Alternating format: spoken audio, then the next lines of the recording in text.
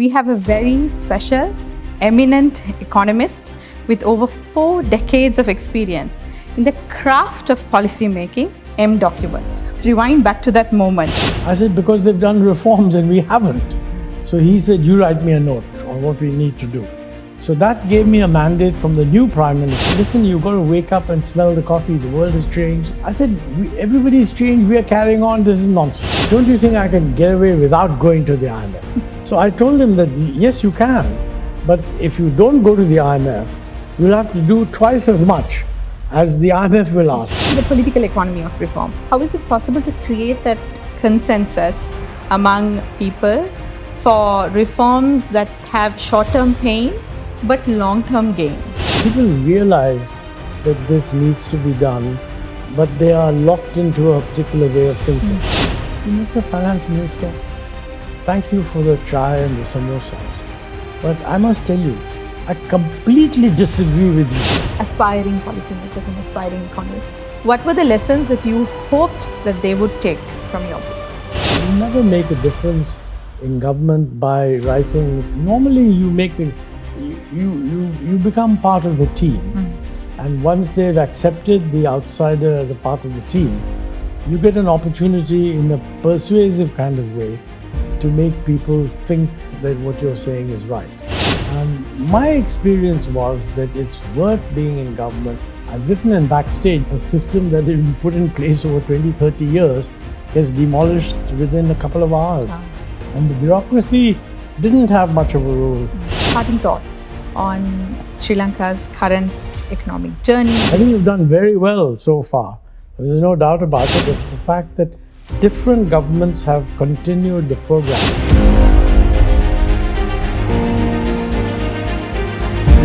Hi, thank you for tuning in to the Central Bank of Sri Lanka. I am Pungoday Vernaganan, Deputy Director of the Communications Department here at the CBSL. Today, we have a very special, eminent economist with over 4 decades of experience in the craft of policy making. He has led reforms which have changed the economic landscape of India, and during these years, he has served as the Deputy Chairman of the National Planning Commission of India. During his tenure, his illustrious career, he has also served as the first director of the Independent Evaluation Office at the International Monetary Fund. We have with us, ladies and gentlemen, Dr. Montek Singh Ahluwalia. Thank you for having me on your show. Thank you for joining us, sir, at this momentous occasion of the 75th anniversary of the Central Bank of Sri Lanka. Yeah. Thank you. So we'll jump right into the questions. Okay. So the first question that I want to ask you is about the M document. Yes. Quite a bit of a legacy. So let us rewind back to that moment of creation, the challenges of bringing together such a comprehensive reform document. Run us through that, sir. Well, no, thank you for bringing me back to that period. The idea of the M document originated sometime just before the elections of 1989 in India. I was working in Rajiv Gandhi's office. He was the Prime Minister. And my boss was B.G. Deshmukh. He was the Secretary to the Prime Minister. I was Additional Secretary, or I was Special Secretary. Now, Deshmukh was very a forward-looking guy, and he really saw the need to liberalize. And unlike many senior civil servants in India, maybe because he came from Maharashtra, from Mumbai, he was quite pro the private sector, and he believed that they had very special capabilities. So, he said to me that, look, we've been trying to liberalize, but I don't think we've achieved enough during Rajiv Gandhi's time. And why is that? And I said, the reason is that we're doing it piecemeal, here somewhere else. I think we need to take a comprehensive look at what's wrong with our policies and kind of bring about a mindset change. So he said, okay, you start writing a note, and if Rajiv wins the next election, we'll give it to him. So I started writing the note. But of course, Rajiv didn't win the election. He did very well, but he was a very principled person, although I think he had 194 seats in the new Lok Sabha, but he would have still needed some others to form a majority. But he took a principled view that, look, we asked for a mandate, we didn't get it, So we have a mandate to sit in the opposition. So he sat in the opposition. And what happened then was that a government was cobbled together, a coalition government under VP Singh. Now, VP Singh, somebody I knew, he had worked for Rajiv Gandhi, and for some reason he kept both BG Deshmukh and I in the Prime Minister's office. This is unusual because normally in the PM's office, personalities would change. Anyway, we were there, and sometime in the middle of that year, he went to Malaysia to attend a Commonwealth Heads of Government meeting. And he was looking out at the Kuala Lumpur, if you like, skyline. And he said, this place is so changed. I used to come here as Deputy Minister for Commerce in 1973, and it was a completely provincial town. And I said, you're absolutely right. I used to come here in the same year from the World Bank, and it was a provincial town. And he said, why do you think that they've been able to do so much? I said, because they've done reforms and we haven't. So he said, you write me a note on what we need to do. So that gave me a mandate from the new Prime Minister. So I quickly pulled out what I had been working on, dashed it off, gave it to him. And he read it. I think politically he knew very well that he would never be able to bring about such changes. But I think he also realized that these ideas should be floated. So he sent it to the Cabinet Secretary, saying, have this discussed with the Committee of Secretaries. Now, when a note comes from the Cabinet Secretariat saying this note has come from the PMO, it obviously acquires gets more attention than maybe otherwise. It didn't have my name on it. It was a sort of no name, just came as a note to the Cabinet Secretariat. But it leaked because it was making dramatic changes. And there was lots of coverage in the press. One of the journalists, Ashok Desai, who later on became chief consultant in the finance ministry when I was also there, he sort of said, well, look, this document everybody knows has been written by Montek Ahluwalia, but he's not admitting it. So let's just call it the M document. Right, okay. That's how it became the M document. Okay. The main point it said was, listen, you've got to wake up and smell the coffee. The world has changed. East Europe has become non-communist. Soviet Union hadn't collapsed yet. It collapsed later in the year. I said, everybody's changed. We are carrying on. This is nonsense. So it made a list of suggestions that we must change. And it was quite a good discussion because I was very pleased to find that where some people didn't agree, many people agreed, said, yeah, we must do this. We should do it. Then there were lots of discussion in the press with independent economists commenting on it. And they also, one or two didn't agree, but many agreed. So I think in that sense, it was a very useful time to release a document which is internal to the government. And of course, subsequently, VP Singh got overtaken by, sharp rise in oil prices in August of 1990 when Saddam Hussein had invaded Kuwait. And that, of course, put India in a bind. We were already in difficult times at that time. And, VP Singh had said to me that, look, Finance Ministry says that we should go to the IMF for assistance. And what do you think? And I said, sir, I think if you really want to know, you should, because we need the assistance. And the IMF's assistance will reassure people and help us to convince them that we're on the right track. But VP Singh said that, look, this is politically going to be impossible. Don't you think I can get away without going to the IMF? So I told him that, yes, you can. But if you don't go to the IMF, you'll have to do twice as much as the IMF will ask. Because the IMF would be viewed by people as an additional sign of certainty that India is doing it slowly. If you don't have the IMF, you have to do much more. So you make up your own mind. But he lost the government before that, and another 6 months were wasted. And so it's the next government that actually got into the position where it had to do the economic reforms. Reforms, right. So on that note, so we can see that there was a bit of a crisis in the background of that reform agenda. Yep. Knowing that the reforms, shaped much of India's economic journey in the subsequent years, other than the background of the crisis, what were the critical success factors that helped pan out these reforms in such a successful way? Asking you also in the context of Sri Lanka, because we have a reform agenda going on right now, and drawing on your experience with reforms, what would you think are the what were the critical success factors then? Let me answer for the Indian case. Okay. It's always a bad idea to literally sort of replicate, because every country is unique. You're in a better position to judge which bits are applicable, okay? I think there's no doubt that one important factor was that it brought out that, look, there's a big thinking here, and this is not a random thing. I mean, lots of people have been thinking about it, and we documented that we ourselves were of this view. So this made it seem as if it's not the case that some odd foreign body has come and told you to do this. This is an Indian view, okay? That's one.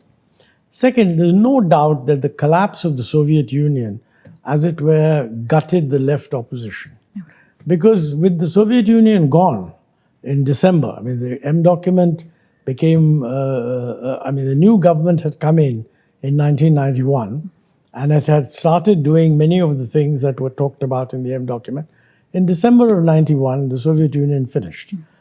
There's no doubt that when Dr. Manmohan Singh, as a finance minister, carried these reforms out to the public, the left was not happy at all.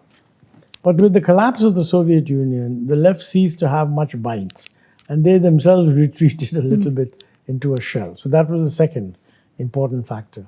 I think the third was a realization that it's a crisis and you have to do something. You know, if you don't have a crisis, then people always think that you can carry on. Yeah. But here we had run down, we also had to mortgage our gold. I mean, it was called sale of the gold, but as a play, what we had done was, look, we're selling the gold, but with a buyback, that is, if you want to buy it back, then at the price that we bought it plus interest, you would in effect give it back to us. So it became a collateralized loan, okay? And even the Bank of England, they were not prepared to accept that we will sell them the gold, it'll lie in our banks, and if we don't pay the interest, we don't buy it back, then it'll be their gold, and they can move it out if they want to. They said, no, we'll only accept a collateralized loan if the collateral is sitting with us. So you have to bring it to London. So it's a very interesting, we had to hire a plane and make arrangements to take the gold out there. And I think I've described it in my book. And the then Deputy Governor, C. Rangarajan, who later on became governor, he's also described it. And he was the guy actually monitoring. In those days, there were no cell phones, right?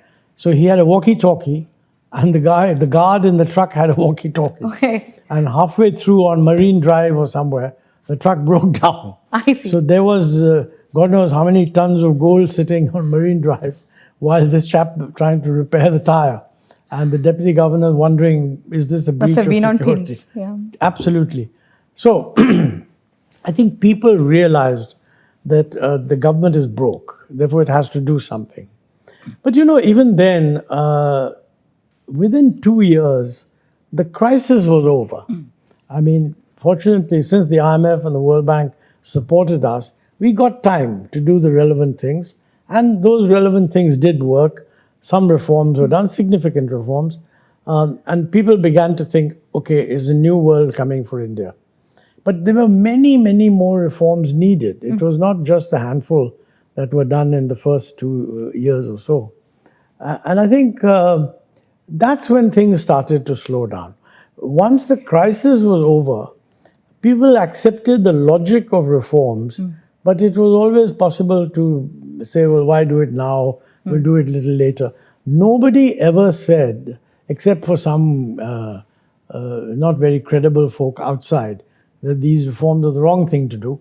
But they all said, what's the hurry? You know, I mean, there's a sensitive matter here, sensitive matter there, and so forth. What's the urgency? So I think what happened was we got a lot done in the first 2 years, more than the IMF would have wanted. In fact, they themselves told me that they didn't think we were going to do all this. But then I think the momentum died out, no doubt about it, because we ourselves had set certain agenda items, and they didn't get done. Like, for example, in opening up the insurance sector for private investment. We wanted it done by 1996. It couldn't be done because originally, when the government fell, the new government took over. The BJP wouldn't agree.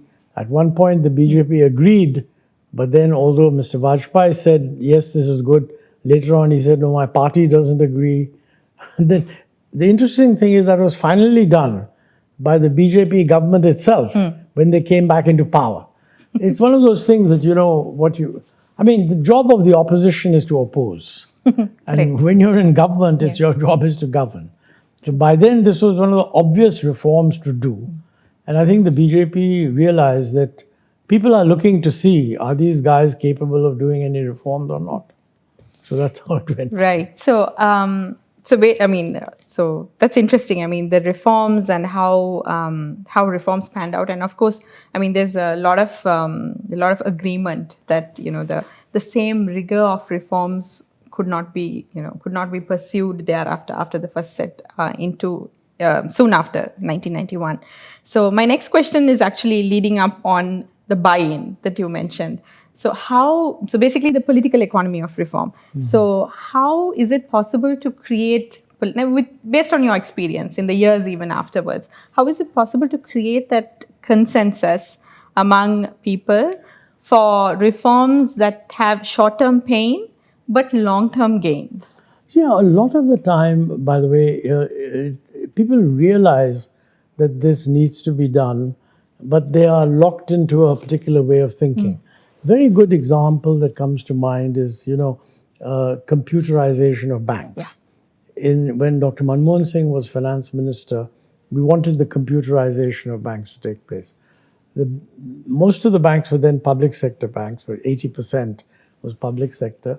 And the unions were, all the major parties were represented in unions of the banks. So there was a Congress one, a Communist one, a BJP one, so on.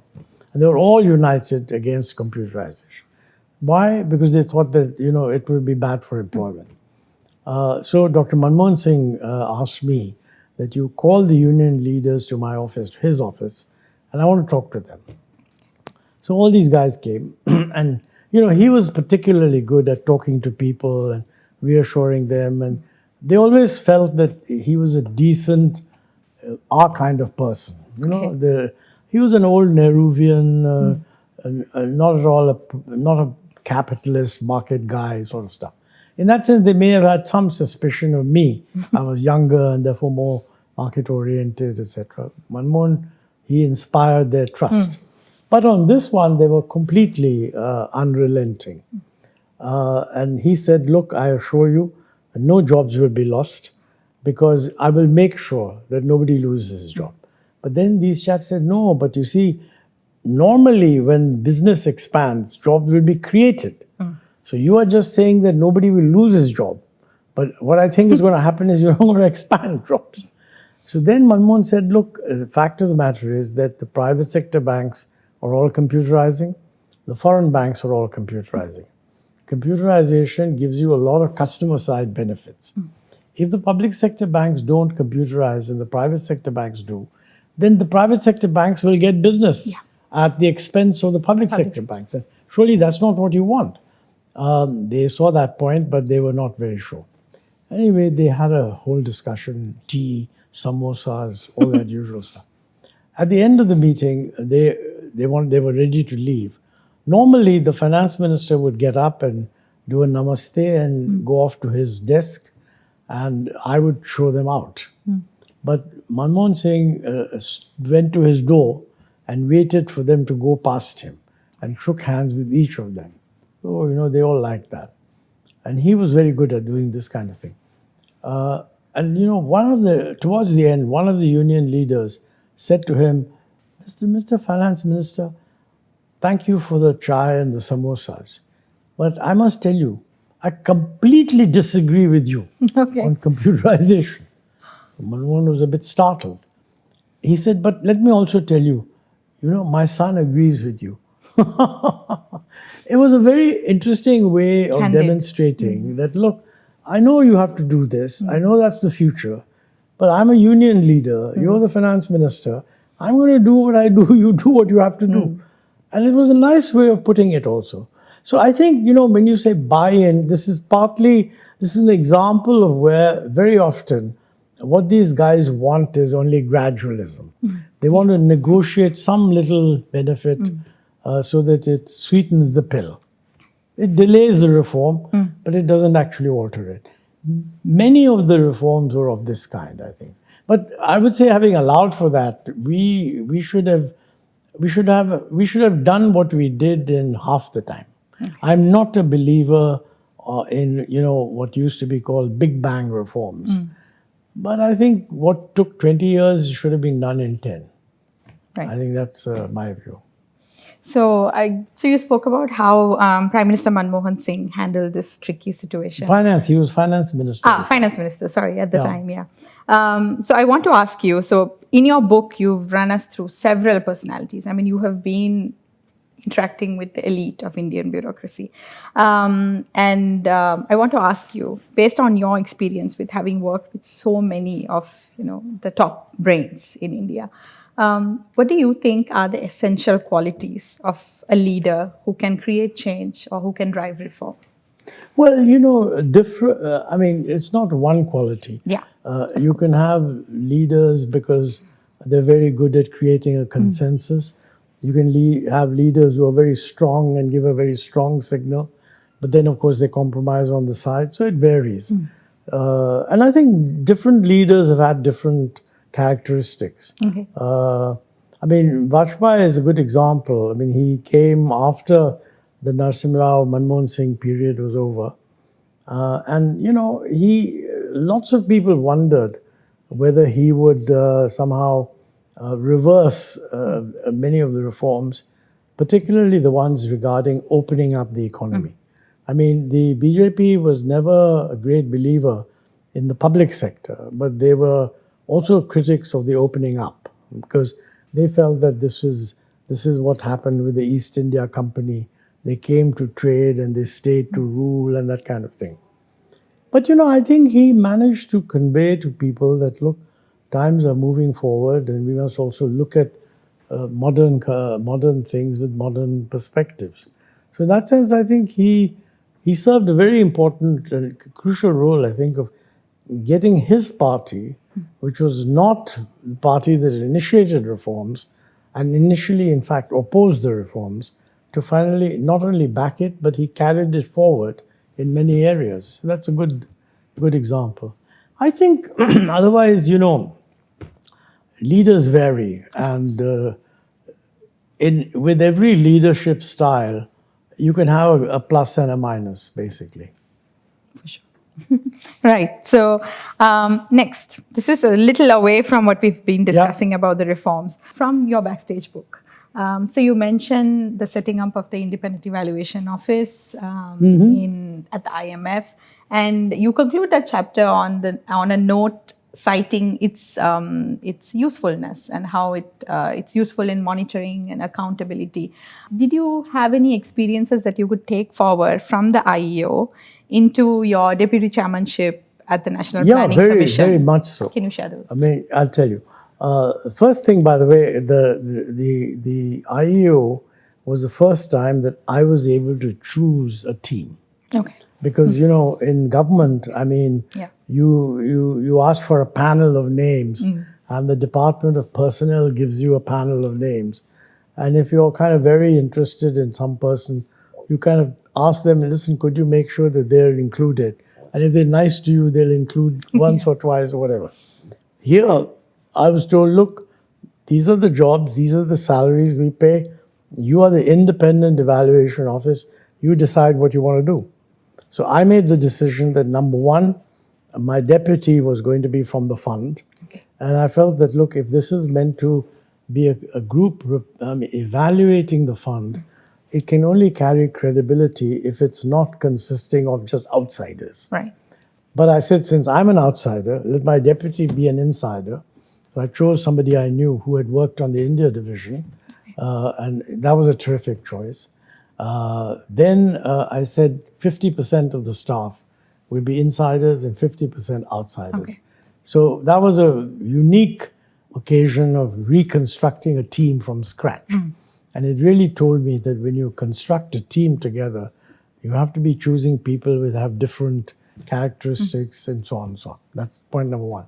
Point number two, I thought, was that the basic idea of an independent evaluation office is like having an organization subject the work it has done to ex post and independent evaluation. And I felt that we didn't have it in the Planning Commission.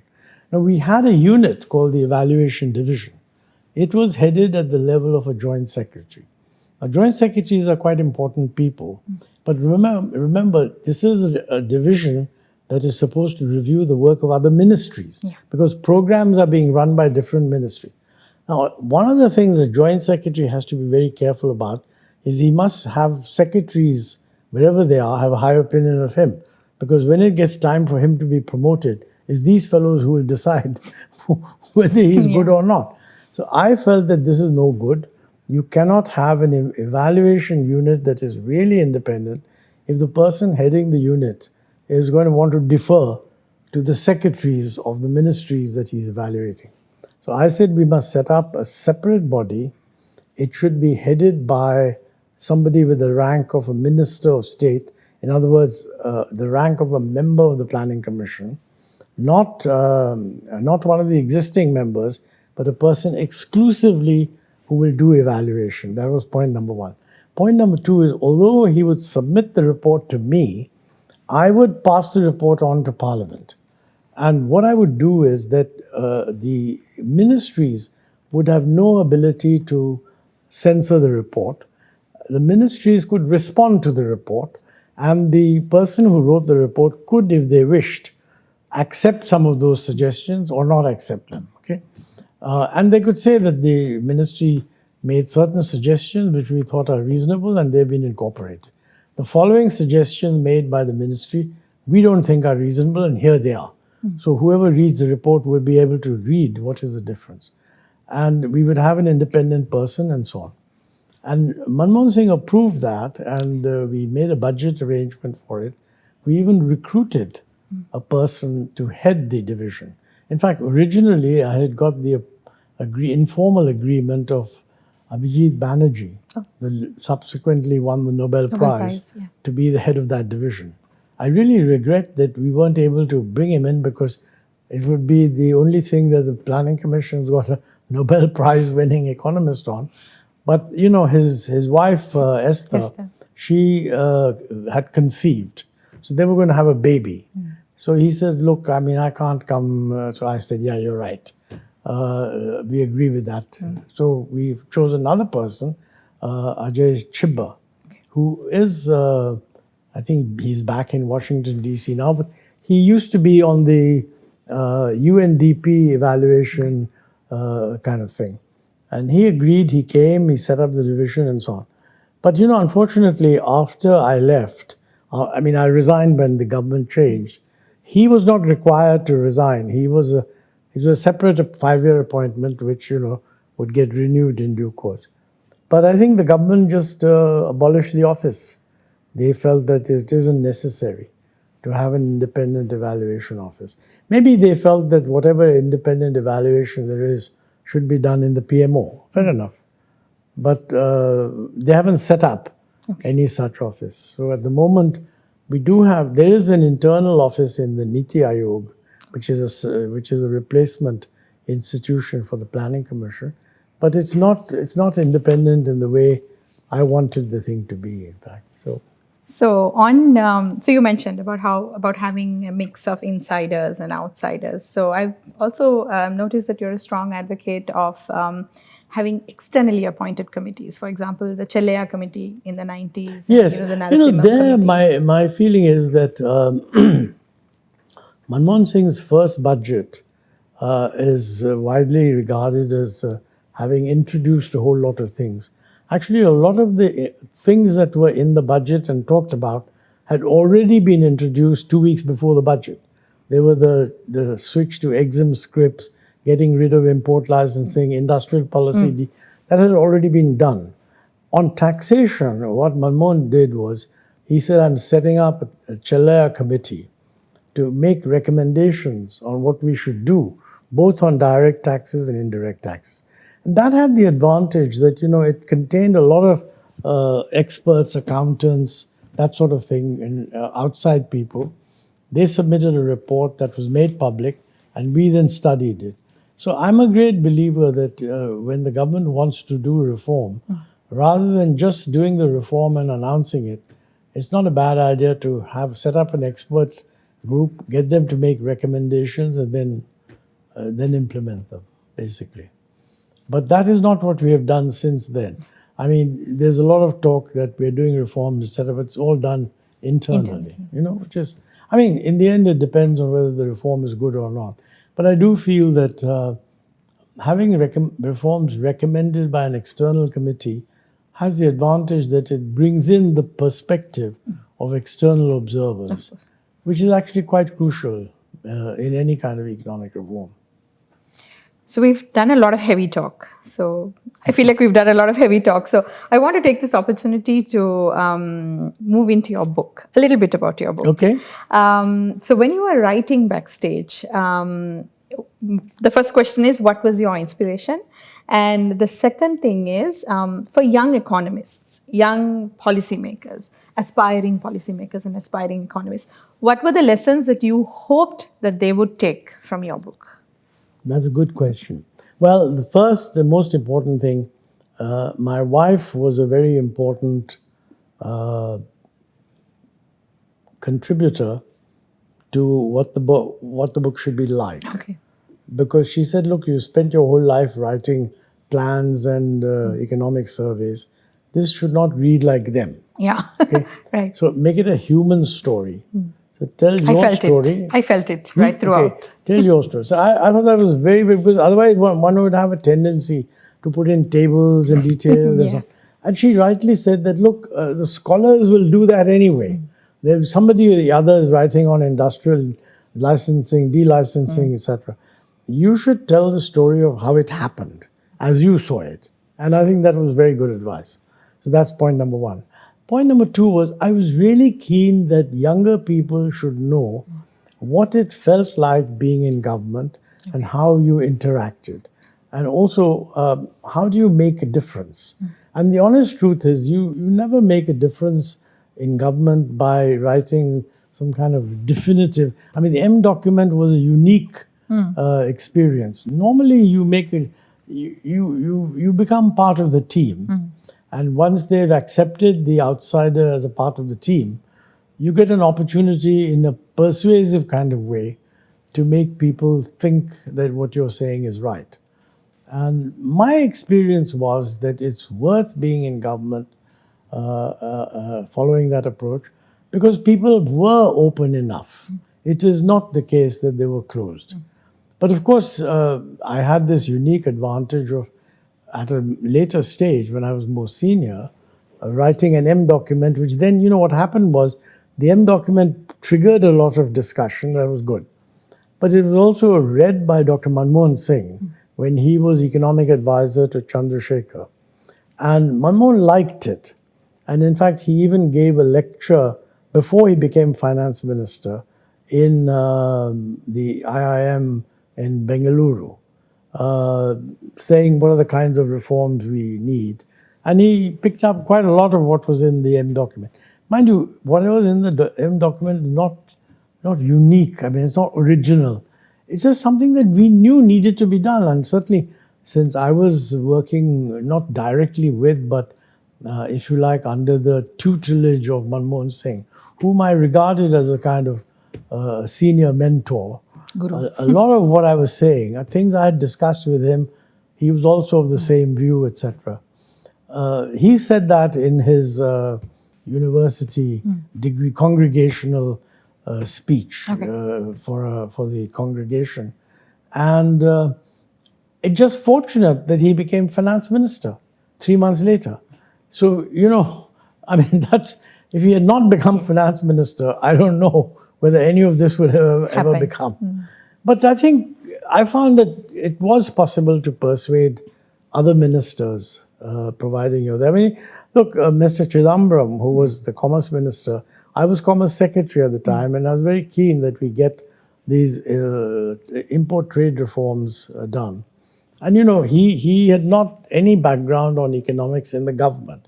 In the government up to then, he had been in the Home Ministry and dealing with personnel, but he had been to the Harvard Business School, so he was familiar with the business thing. So I found that he was very open-minded. He saw the point promptly, and if he hadn't backed these reforms, they wouldn't have happened. I mean, as Commerce Secretary, I was able to give him the framework. He was able to bless it. We then took it to Manmohan Singh as finance. In those days, these things could only be done if the finance minister approved and the prime minister approved. We went to Manmohan Singh. Manmohan Singh was totally convinced this needed to be done. His civil servants were not. But he overruled them and he said, no, we should do this. So then he said to Chidambaram, will you bring a note and we go to the prime minister? Because Chidambaram asked me, how long are we going to take to write a note? I will do it this afternoon. Did it in the afternoon, went with Chidambaram. He picked up Manmohan. Manmohan signed the file. We went to the prime minister's house. Manmohan Singh, Chidambaram, and me in attendance. We went in. Chidambaram explained to the prime minister what were the changes we were making. And the only thing Narasimha Rao asked was, he asked Manmohan Singh, he said, Manmohan, have you seen this? He said, yes, I've signed the file. He said, give me the file, and he signed it. Right. Now, I've written in Backstage, there was a fascinating moment that a system that had been put in place over 20, 30 years gets demolished within a couple of hours with these three people. And the bureaucracy didn't have much of a role. In fact, even the PM's own bureaucracy was not involved. Because he had a very good secretary, Amarnath Verma, who was a great supporter of reforms. I don't know whether he had joined by then, but at that point, Narasimha Rao did not call any of his officials to ask their view. He trusted Manmohan Singh. If Manmohan Singh has approved it, it's good enough. So with that, I want to ask you one last question, perhaps. Today, if you decided to update Backstage, what would be the experiences or what would be the lessons or chapters even that you would perhaps add? You mean if I had to do it again, what would be added? Yeah, adding just to the existing book. So we will hold on to the history. But actually, I'm thinking of putting together a book in which I just update the postscript. Right, yeah. The postscript is about the subsequent period. And I think this was written, Backstage was done in 2020. Correct. 5 more years have gone by. So there is a lot to update. But I think the main thing is that there's no doubt that some reforms have continued. Yeah. So it's not that reforms haven't continued. But I think to my mind, they are in the same kind of gradual sort of way. And they're less than what is needed to achieve what we want to achieve, because we're really talking about 7 to 8% growth. And I think to do that, we need more reforms. I mean, the Prime Minister has clearly said so. But he has said, we must have reform, transform, perform, that kind of thing. So I think what we now have to see is what is the agenda that is proposed. That's one point. The second point is that the world has become more complex. So whoever is trying to do reforms today will find it much more difficult than in 1991. Because in 1991, the global economy was still doing well. The Americans were not feeling threatened. There was room to accommodate other countries that are growing. Since then, I think that perception has changed. Maybe not, I don't know how permanent that change is. Hoping that the US, the policies it's currently following are not necessarily what it will be doing on a long-term basis. But the other thing is, apart from policies, the points that I mentioned in today's speech, the two things which are new, one is climate change. I mean, in principle, it was there even earlier, but it hadn't acquired the kind of urgency that it has acquired in the last 10 years.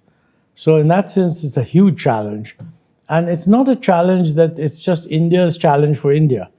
It's the climate of the world in which India has a role to play, but so do the rest, other countries. And the present position is that the totality of what other countries are doing is not enough. Not just India is not doing enough, nobody is doing enough. So who's going to pull this together? It's not very clear to me. Finally, I think the technology change aspects, and I think the role of inequality, because what the new technology, AI, etc., do, it creates a sort of, if you like, a tendency for the winner to take all. So it has an inbuilt tendency which exaggerates the degree of inequality. And I think that it's now being realized that part of the problem with the whole globalization is the feeling that the equity side of the benefits are not what they should be. And that goes in the sense that, the IPR of all this technology is owned by the West. So they are disproportionate beneficiaries. Some developing countries, because of technical skills, India as an example, have been able to benefit through the area of services. But we have still to make any significant contribution in developing the original technologies. China has done so, but other than China, nobody. And we are talking about doing something. Let's see how we perform. But the change in technology is taking place much faster than it ever did. So whether the rest of the world will be able to adjust to this pace or not remains to be seen. So can I ask you, finally, Yep. a few parting lines, parting thoughts on Sri Lanka's current economic journey, the reform process, any words of advice? Well, I tell you, I think I'm very interested in watching how Sri Lanka handles this crisis. And I do think that one of the positive things is that through all the differences at the political level, while politics is going on, there seems to be a very reassuring commonality of perception. That when a government comes to power, it doesn't necessarily take the same view that it did when it wasn't in power. And that's very important for a system to function. That's the first point. Second is, of course, that, Sri Lanka has there's something about your society that looks very equanimity, peaceful, and so on. I mean, you've always been known for that. And for a long time, my generation was brought up in saying, look, you guys may not be high per capita income, but you can have a very good life. Look at Sri Lanka, because we were always told, health and education. And we would kind of frantically say, well, yeah, that's true, but Kerala also has good education. Yeah. But then they would say, what about the rest of you fellows? You can't ride on Kerala. And that was valid. So, I mean, I think, look, in areas of human development, basic human development, Sri Lanka has done very well. I think Sri Lanka also has a lot of diasporic influences. Sri Lankans have done very well. They're all over the place. Yeah. So if you can somehow bring all these things together in an environment where enterprise and innovation is let loose, then I think you could do well. But remember, Sri Lanka as an economy is too small to resort to a protectionist strategy. So, I've always said that, look, one of the problems with Sri Lanka was maybe pushed into protectionism. The largest market next to Sri Lanka is India, and we were very protectionist, so we were not sufficiently open. That has changed now, and India is quite open. So quite frankly, I personally, this may be an Indian perspective, and I don't know how it looks to a Sri Lankan, but to my mind, we should have much greater integration between Sri Lanka and India, which would be to the mutual advantage of both countries. And I can think of many, many areas, and clearly tourism is one area where you haven't even touched the tip of what is possible for Indian tourism. Because all these Indian tourists, the numbers of people who have moved into an income level where they want to go for a holiday abroad. Now, Sri Lanka is right next door. What is abroad? The food is a little different. The people are a little different. You're going to attract any number of these fellows to come for 2 or 3 days. So a concerted effort to develop tourism in this country would, to my mind, be enormously successful. I mean, you have both the Buddhist circuit and now you have the Ramayana circuit also, which strikes a chord amongst a lot of Indians who now take a greater interest in the Ramayana. Even if the circuit is a bit sort of imaginary, I mean, you don't have, unlike the Buddhist part of it, where you actually have buildings that go back to the period, whatever it is, it can be a basis for tourism. And I think that would be terrific. I'm really pleased. You see, there are a lot of hotels here. I don't know whether Sri Lanka is interested in having private sector hospitals, for example. A lot of very good private sector hospitals have come up in India. And to my mind, one of them should be persuaded to come and set up here. I think the regulations for what is the role of fee-paying hospitals, I'm not sure about. Do you have private hospitals here? Yeah, we do have private hospitals so here. they charge fees that cover their costs and make a Correct. return. So then, I mean, there's no reason why they can't do that. And that would be, and frankly, minerals, I mean, the Chinese have clearly shown the value of having control over certain minerals. Everybody wants to develop alternatives. We are looking at Australia and various other countries. If Sri Lanka has minerals that can be exploited, that's another possibility. All these things, I mean, there has been a traditional thinking in developing countries that mineral exploitation is sort of a colonial type of thing. In other words, the outsiders taking away. But the only thing about a mineral that makes sense to get is adequate royalties. And that's a competitive process in the sense that whatever royalties others have, you should also have. No question about that. Then there's an issue of whether the processing of the minerals should be in site or somewhere else. Can be discussed. It's not a problem. But what I mean is you first need to be very clear that you want to get into a partnership for that. If the view is that no, only public sector will develop it, then of course, then we just have to wait for you to develop it. But if you do that, I mean, it's still good for us because we'd like to see alternative sources of supply. Otherwise, we're totally dependent on China. And everybody wants to diversify their sources. I don't know I know there are some rare earths that Sri Lanka has, but whether it is the rare earths that are crucial for things like these magnets and so on, I'm not sure, essentially. Right. Okay. So, Dr. Ahluwalia, thank you so much for your time. Thank you. And a lot of food for thought for a country like us, which is on a recovery path and trying to solidify this recovery and absolutely. to carry on with the reform agenda as well. Yeah. So thank you so much for your time, and we look forward to hearing from you and also to welcome you to the Central Bank of Sri Lanka again and again in the coming years. Thank you so much. I'd love to come a year later and see what progress has been made. Of course. You already have a program for the next 2 years. Yeah. So I wish you luck. Thank you. I think you've done very well so far. There's no doubt about it. And what is interesting is that you've done well under more or less 2-3 different governments. Yeah. That's also quite important. The fact that different governments have continued the program. Stuck to the agenda. It redounds to the credit of Sri Lanka, and it increases people's confidence in Sri Lanka. And actually in the kind of world we live in, because everyone's interested in attracting foreign investment, foreign capital, etc., the whole confidence thing is very crucial. And that is really where governments need to realize that whatever they do to build confidence pays out in the long term. Of course. Again, thank you, Dr. Thank you. Ahluwalia. Thanks a And lot. ladies and gentlemen, thank you so much for tuning in to the Central Bank of Sri Lanka. We look forward to seeing you in another insightful episode on economic policy. Thank you.